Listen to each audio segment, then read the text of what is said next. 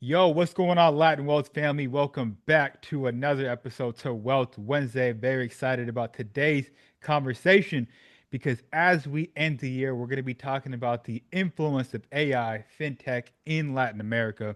And we're also going to be talking about TikTok's new data center that's going to be developed in a Latin American country.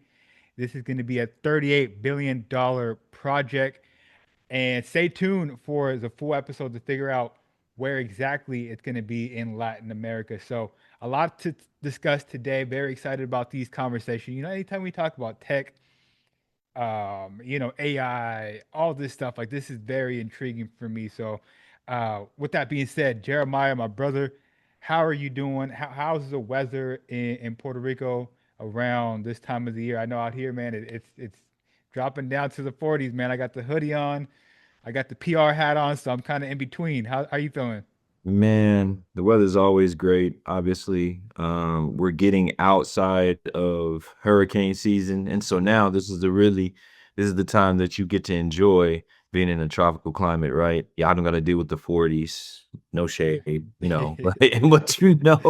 no, man, it's beautiful out here, beautiful weather, beautiful country, love it. Absolutely. One of my good friends, he's out there visiting and he lives in New York right now. And he's like, man, I'm trying to move out here. It's beautiful, the beaches. He was on the west side of the island. I'm like, look, man, Oh, yeah, live it up, man. Soak it yeah. up. Hey, that's what it's here for, man. Everybody, we always talk about it. Come and experience in the weather. So yeah. A- Absolutely. So, look, let's dive into this conversation. So today we're going to be talking about AI, and like I said, we love to talk about these conversations, and we've had multiple videos throughout this year really talking about the growth of AI and fintech specifically in Latin America, and we're going to continue to talk about how AI is booming in Latin America, and even in the e-commerce sector as well. So if you're wondering, look, there's a lot of different countries in Latin America. Which one is kind of leading the charge? Where you got Brazil, you got Mexico, you got Colombia, which are some of the, and there's other ones that we mentioned before. We're gonna focus on these three in this episode, but look, we've spoken about Costa Rica as well. But in this region, these are the top AI adapters, right? When it comes to a strong fintech ecosystem, large digital consumer markets, these are the markets that we want to focus on. And from 2017 to 2023, Latin America's fintech growth has grown by 300%, which is one of the fastest in the world. All right. So before we continue and we talk about where AI is being used the most, Jeremiah, when you've seen that number specifically, I know you know about the growth in Brazil, Mexico, and Colombia. What were your thoughts from 2017 to 2023? 300%. A lot of it comes from expats that moved to the area. There are people that left, the United States and moved out, especially in Colombia. You saw, a huge group. They call them the tech bros, and the travel bros. They moved out to Colombia and actually created a community of tech and IT people that were out there and they were living for a much cheaper cost of living. And they were coming together and creating all kinds of things. And so it doesn't surprise me that you see, a huge spike in AI, right? But and also it doesn't surprise me because, well, number one, in America, things are super complicated. Mm, And most of your time is actually spent working trying to afford to live in America. So think about does it do for you when you can cut down the cost of actually living? That gives you back time. And so right. that time has got to be spent in something. And if you're in tech, you're going to create. Yeah. Just makes sense. Yeah, it does make sense. And look, if you're thinking about, okay, you think about AI, where is this tool being used the most, right? And so in these regions, it's being used in payments, fraud detection, customer service automation, personalized e-commerce. Brazil and Mexico are leading in Gen AI training and adoption. So there's multiple places that AI is being used in these different countries.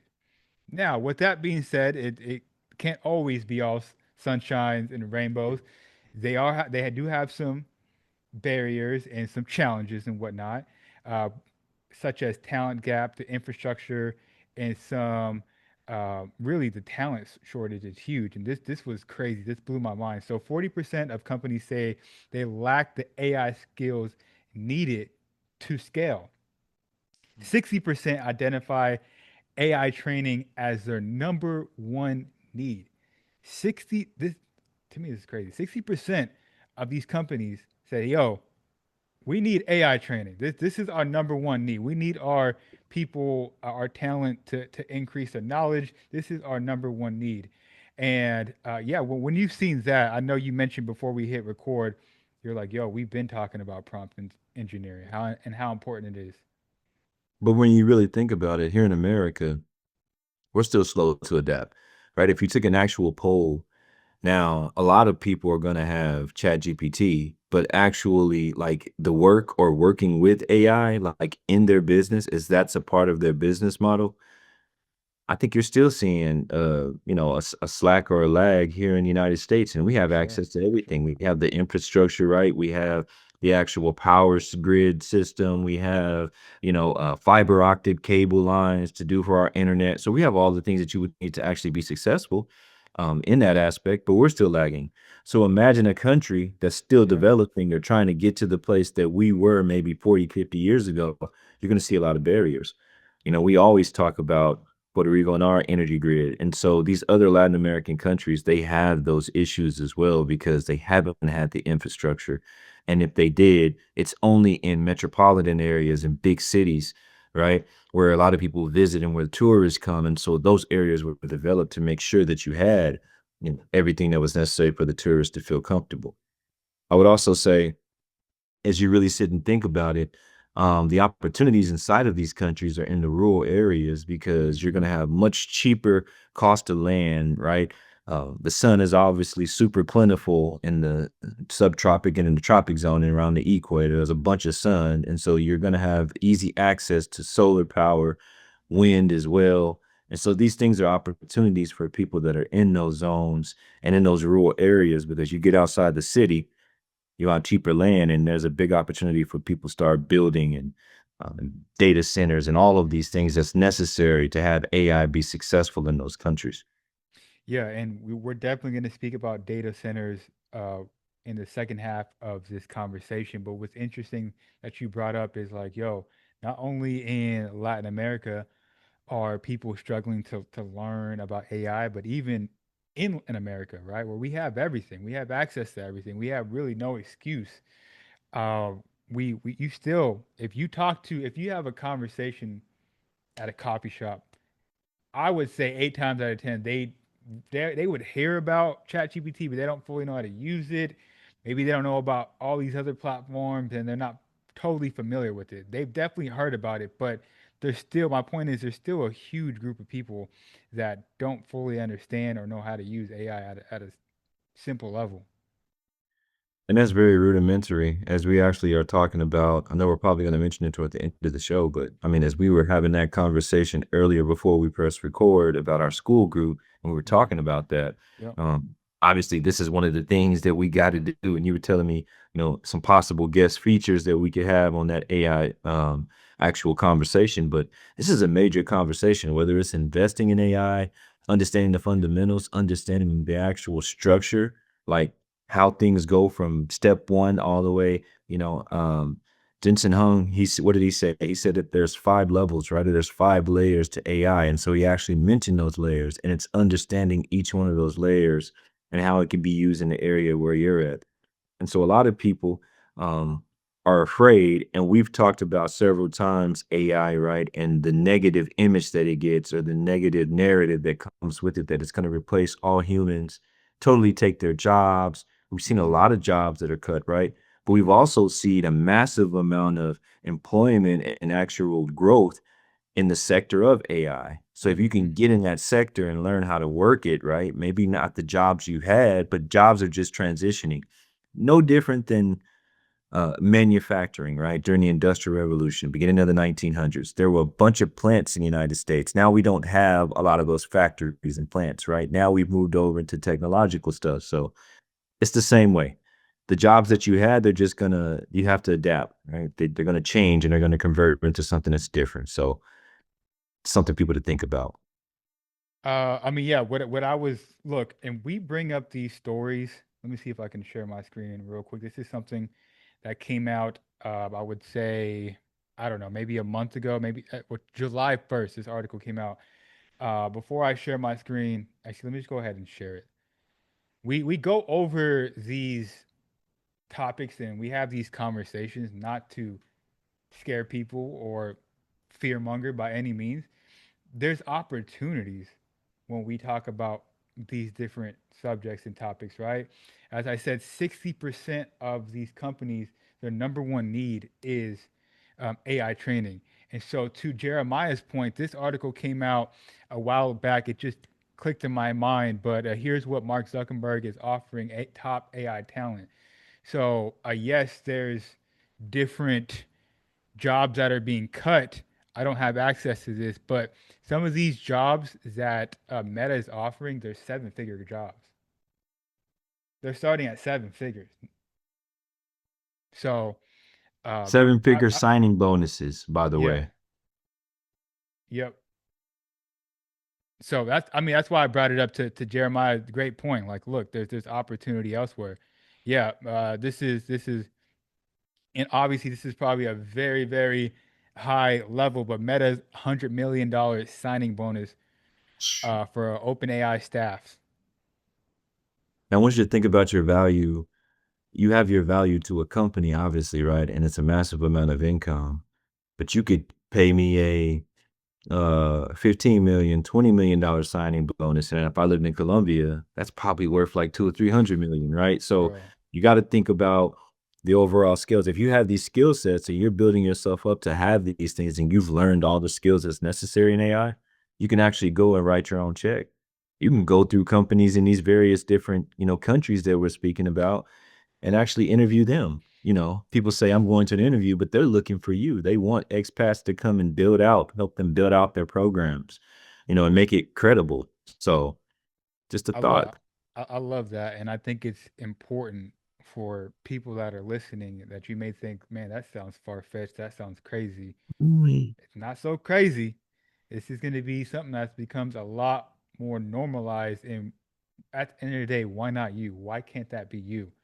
If you're already learning about AI and you're developing in that skill set, why can't that be you, right? Plenty of jobs, plenty of companies are looking for people that are experts in this field. And like Jeremiah said, it's not far fetched to think that you are the one with the leverage and you can go to these jobs and negotiate what you want in the terms that you want to agree to, right? Yeah. I mean, if they're giving out NBA level signing bonuses, why not you? Like I said, yeah, you're not going to get 100 million. That's a very elite, right, person or position person that's technologically superior, right? But hey, you know what you can do? You're an excellent prompt engineer. You can go and actually teach a class and help people to understand how to properly express themselves in written form. That's one of the biggest blocks that you see when it comes to AI is people can't take what's inside of their brain and get it out Mm. onto the actual screen or into their phone, right? They don't know how to take their thoughts and convey them in word form. So maybe you teach a class that teaches people how to calm their minds and be able to take what you have in your brain and put it on paper on the screen. It's just little things. You're like, nobody would pay for that. No, people would pay huge amounts of money People for that. people will pay for that. People will definitely pay for that. We gotta stop thinking like that. People will pay for anything. They'll pay for anything. Come on, like we don't gotta look too far during the holiday shopping season. Like, yo, if you got a It's red so tag on it, I'm saying you say whatever, like you can say anything. People, I mean, people Santa Claus, man. I mean, you know what I'm saying? Like yeah, yeah, just yeah, yeah, just yeah, yeah, look at I'm not trying to like go there, but think yeah, about the yeah. But propaganda.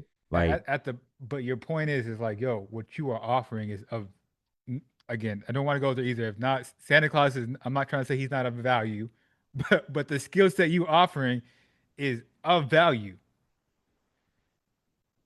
so people, you telling me people go pay how much? People pay billions of dollars for Santa Claus, for replications, replicas, right? Representations of them in all different forms. But you telling me that your skill set that can make a company trillions of dollars is not worth money? Of course it is. I think, like you said, we just got to get out of the mindset that like an impoverished mindset, right? Mhm. That what we have to offer is not important. If you see a person in the magazine or in the news, what Zuck is talking about, why can't that be you? That person started off somewhere. Yep. So, hey, Yep.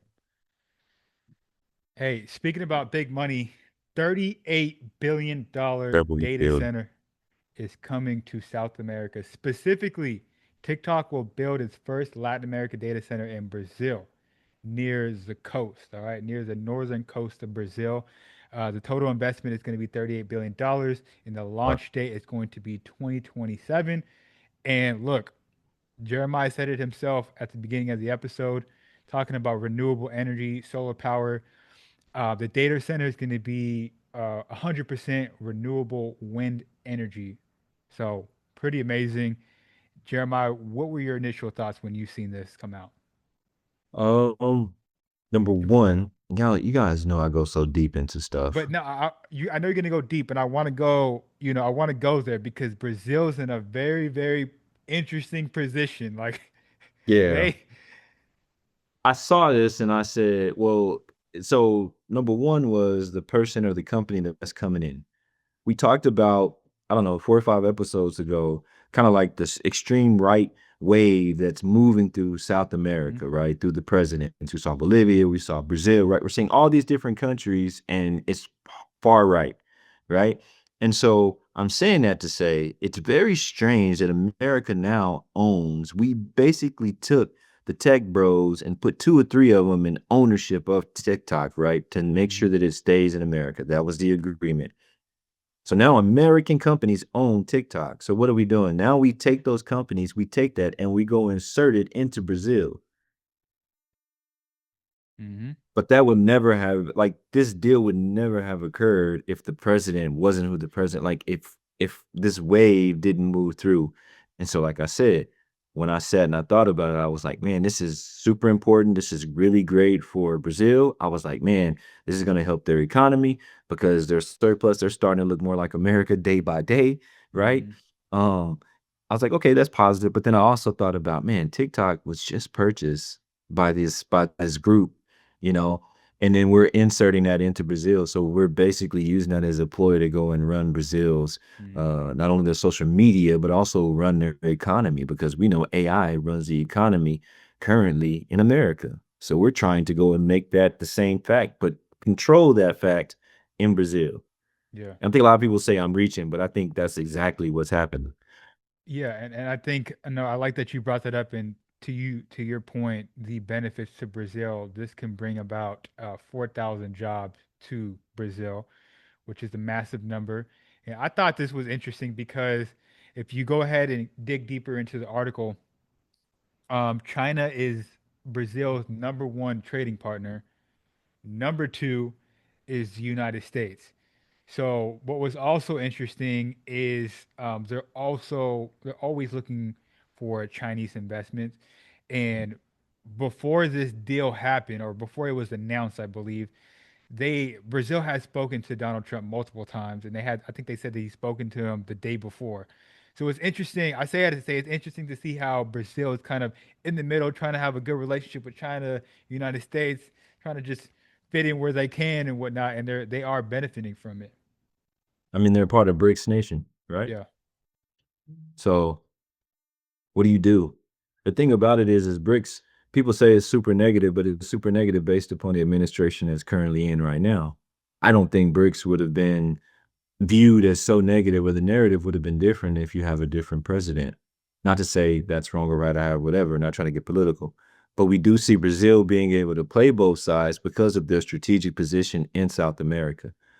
Now, they've already started taking money. China has been investing in Brazil a very long time, way before America decided to be interested. And so they already had, integrated themselves into the Brazilian economy. And so that's why they're number one and America's number two, because America's trying to catch up. And so you have, again, a turf war basically going on in someone else's turf. In Brazil, you have a turf war again with China and the United States. And so Yeah. very interesting, and very smart on Brazil's part, being able to get money from both. So From both, hats off to yeah. them. And the Chinese electric car company BYD is pretty big out there. It's actually really big in a lot of parts of South America. When I was in Costa Rica, I was like, let me, the Ubers are pretty affordable out there. I'm like, let me get one of these Uber Blacks to see what comes. It Yeah. wasn't that much of a price difference, and sure enough, a BYD car pulled up. So look there, and I had to say I don't see him as much, especially out here in Texas. I don't see him too much. In Cali, I see him. Did Uh, you? in LA, Okay. I was about to say I hadn't seen even LA, living in California, I didn't see any. not I even in hadn't the Bay. seen no, I hadn't seen any of them. Tesla everywhere. Yeah. No, yeah, no, 100%. Tesla's everywhere, but you do see them here and there. Texas, you rarely see them. But in South America, seen a lot of them. When we were in Europe, seen a lot of them as well. Well, that makes sense. I mean, if when they take over every other place but America, I mean, they still Yeah. won, right? Because Hmm. America is just what, like, not even 10%, not even 10% of the world population. Maybe it's like 5 or 6%. So if you sell it everywhere else, you still sold it to 95% of the people. It's a win. Yeah. So look, as we start to wrap this thing up, we really want to know your guys' thoughts on these conversations. Do you think Latin America is going to build enough AI talent to compete globally? How do you feel about this race between U.S. and China, this AI race to dominate the future of the digital world? Like, what are your thoughts about that? Who do you think is going to ultimately come out on top? We would love to hear your thoughts and opinion down in the comment section down below. And we also mentioned multiple times that we're going to be launching a school community, which we're going to be honing in on some of these topics, specifically AI, different parts of AI. We're gonna have different people on there speaking to y'all. So if that's something that you're interested in, um, I'm gonna go ahead and drop it in the link below. We're gonna release it, and just if you're watching this video, it's gonna be available in the link below. Give us feedback. That's the biggest thing Yeah. we want. Yeah. Jeremiah and we are just when it comes to getting better, like this, we just have this obsessiveness about getting better, whether it's podcasting, whether it's business, whether it's as men, we want to be better. So what you can do, what you how you can help us help you guys is give us feedback, real feedback. Hey, I want this in there. I want to see this. I want to see you guys more on live. Whatever it is that you guys want in the school community, let us know. Give us feedback. This is something that we're going to really take by the horns all of 2026 and make it the best possible for our community and ultimately help you guys make money and build wealth. And I'm just hoping that, everyone joins in. I saw the other day when we looked, I went to the YouTube and I was looking at the subscribers. I mean, that's jumped significantly, Chris, thanks to your hard work, brother. You put in a lot of hard work, killing it. And I saw those subscribers jumping. So we would like to get all of your subscribers. We'd like to get you guys Mhm. over into the school community so that we can actually reach you and we're actually able to have those conversations. I know I see a lot of comments and people asking very specific questions. That's the place to go in and actively engage with Chris and I so we can, be able to give you answers that you need. Not saying we don't check YouTube all the time, but people be Yeah, working on whatever, yeah, man. In school, it's a much more, I won't say intimate, but it's a much yeah, more personal interaction with each other. We want to make sure to see you guys successful like that. I know that's why me and Chris are like this brothers when it comes to yeah. that. We want to see you guys successful. Yeah, and look, like everything that we try to do, we try to make sure is that we are innovative and that we are offering something that we don't see in the marketplace. And there's people that are kind of doing it here and there, but they're not doing it how Jeremiah and I envision it.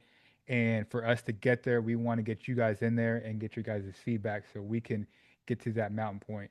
But nonetheless, thank you guys for checking out today's episode. Go ahead and share this episode with one other person that needs to hear the Latin Wealth podcast. And with that being said, it's your boy Chris. We'll catch you on the next one. Peace. Peace, guys.